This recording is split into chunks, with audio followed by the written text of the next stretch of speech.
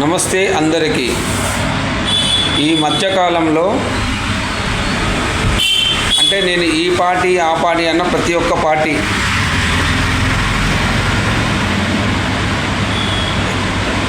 Education సంబంధించి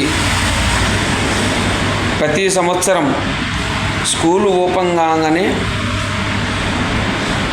ఈ school దోపిడీ చేస్తుంది, ఆ స్కూలు దోపిడీ చేస్తుంది అని చెప్పి ధర్నాలు చేస్తారు, స్కూళ్ళు కాలేజీలు బంద్ చేస్తారు. దీని వలన ఇప్పటి వరకు ఏ స్కూల్ కానీ ఏ కాలేజీలో కానీ ఒక్క సంవత్సరమైన ఫీజులు తగ్గినాయా? బుక్స్ అమ్మకుండా ఉంటున్నారా?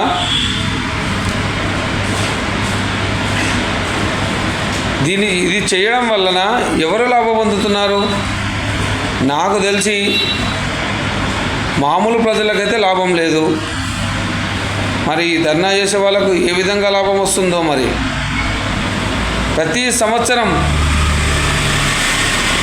ఇదే తంతు.